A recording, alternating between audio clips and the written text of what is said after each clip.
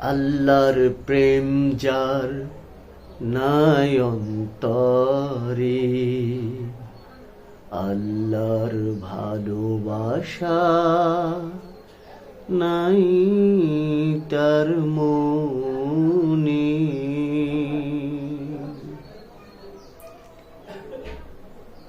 সে কেমন হতে পারে আল্লাহর বান্দা? সে কেমন হতে পারে রসুলের উম্মা? পদ পদর্শন নাই তার অন্তরে,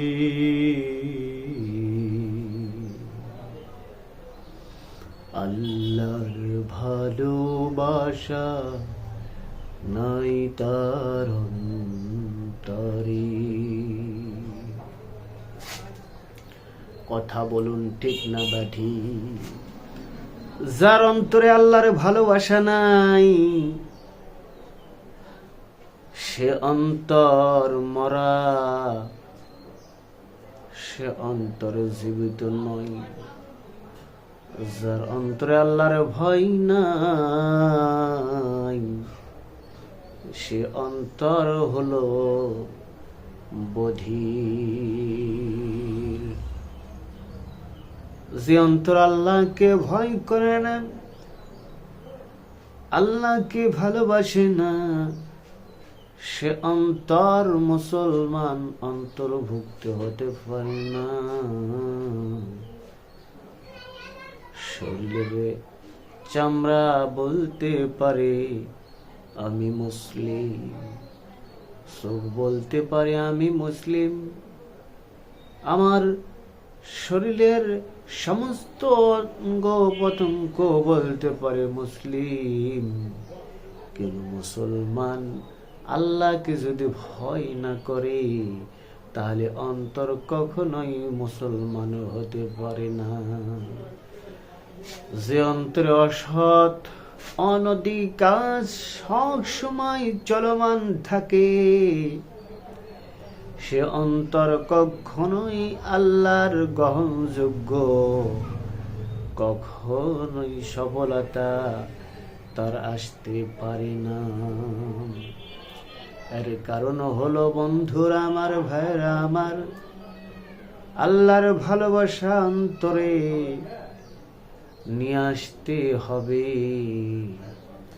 অন্তরে যদি আল্লাহর ভালোবাসা প্রেম না থাকে, সে অন্তর কখনোই আল্লাহর দাসত্ব, আল্লাহর গোলামি করার ইচ্ছা প্রকাশ করবে না।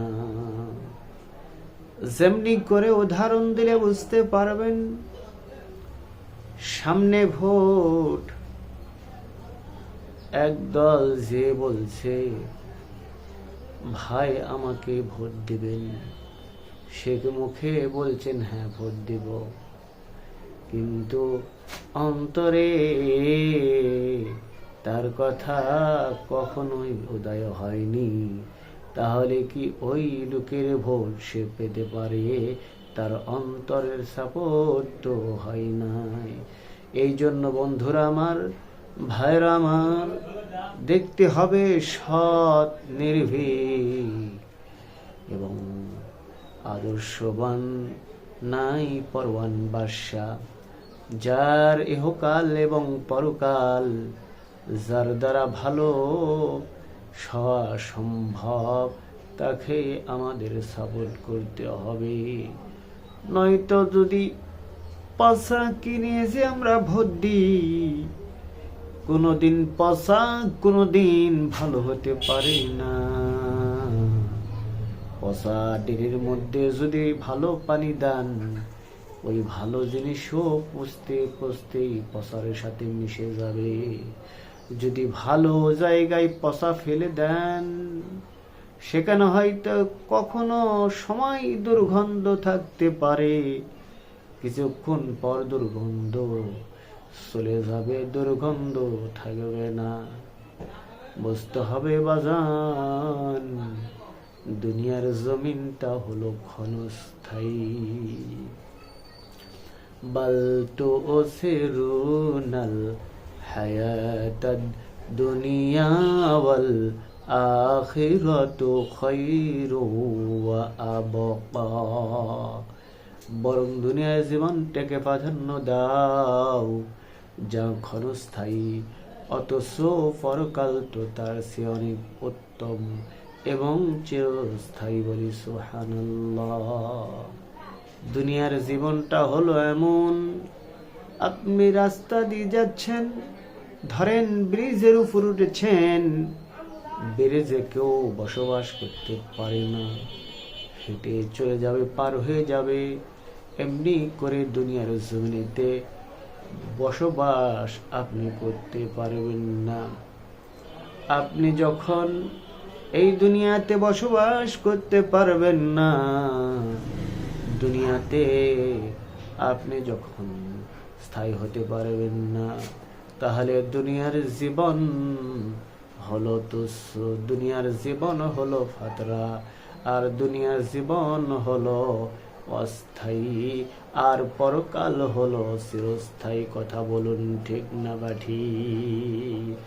বাজান রে, কথাগুলো বুঝতে হবে, আর আমলগুলো আমাদের করতে হবে।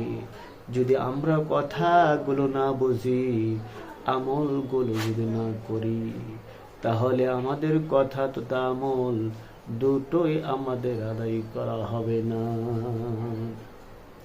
এই জন্য মহান রব্বুল আলামিনকে ভয় করতে হবে। কেমনি করে ভয় করবেন? যেমনি করে ভয় করলে আল্লাহ তাআলা আপনাকে ভালোবাসবেন, এমনি করেই ভয় করা আমাদের জন্য কর্তব্য। যেমনি একটি নিয়ত করেছেন, নিয়তটা হলো চুরি, কিন্তু ওই জায়গায় আপনার নিয়ত যদি এসে যায়, অন্তরে যদি ভয় হয়ে যায় যে পৃথিবীর কেউ না দেখলেও আমার আল্লাহ তাআলা দেখেছে, তাহলে আপনি খাঁটি মুমিন, খাঁটি মুসলমান হিসাবে এই পৃথিবীর জমিনে প্রতিষ্ঠিত থাকবে। ভাইরা আমার, বন্ধুরা আমার, দুনিয়ার জীবনকে যত আরাম আয়েশ করবেন, যত আপনি আরাম আয়েশে লিপ্ত থাকবেন, ততই দুনিয়া দুনিয়া শান্তি আপনি পেতেই থাকবেন। কিন্তু আখিরাতে আপনার জন্য কোনো শান্তির জায়গা থাকবে না। দুনিয়াতে যদি আপনি কষ্ট করেন, দুনিয়াতে যদি আপনার কষ্ট হয়, দুনিয়া যদি কারখানা, আর এই দুনিয়ার কারখানাতে আপনি কারাগারের মতন যদি বসবাস করতে পারেন কঠিন ভাবে, তাহলে মহান রব্বুল আলামিন এটাই বেশি পছন্দ করে, আর এটারই বিনিময়ে পরকালে আপনাকে আল্লাহ তাআলা নাজাত দিয়ে দেবে। নামাজ পড়তে যেমন শীতের সময় ওযু করতে হয়, অনেক কষ্ট হয়। 5 ওয়াক্ত নামাজ পড়তে গেলে বাজান সময় নিয়ে সময় ভাবে আমরা যেমন ওযু করে নামাজ আদায় করে নিই, এমনি ভাবে বাজান রে, আমরা যদি এরকম ভাবে দিনের পর দিন মৃত্যু পর্যন্ত আমরা যদি এমনি ভাবে পরিশ্রম করি, এই পরিশ্রমের ফল আল্লাহ কখনোই নিরাশ করবেন না। এটার আল্লাহ কিয়ামতের দিন আমাদের সকলকেই বুঝিয়ে দিবে। বলি সুবহানাল্লাহ। দুনিয়ার অর্থ সম্পদ, টাকা পয়সা, ধন দৌলত এমন ভাবে ঝড়ের মতন আসলো, আবার ঝড়ের মতন নেমে গেল। হাজার হাজার মানুষের প্রমাণ। এই জন্য কবি বলে যে সকালবেলার বাদশারে তুই, ফকির সন্ধ্যাবেলা, নদীর কুল ভাঙ্গে ও কুল গড়ে, এই তো নদীর খেলা, সকালবেলার বাদশারে তুই, ফকির সন্ধ্যাবেলা। দিয়ে ধন বুঝে মন কেড়ে নিতে কতক্ষণ, এটা আল্লাহর ক্ষমতা আছে কি নাই বলুন বাজান? অবশ্যই আল্লাহর ক্ষমতা আছে। দিয়ে ধন কেড়ে নিবে, এর মধ্যে আপনার পরীক্ষা করবে। ধৈর্য ধারণ করে এই পরীক্ষায় টিকে থাকতে পারলে মহান রব্বুল আলামিন পরকালে অবশ্যই আল্লাহ তাআলা আমাদেরকে মাফ করে জান্নাত নসিব করে দিবে। বলি সুবহানাল্লাহ।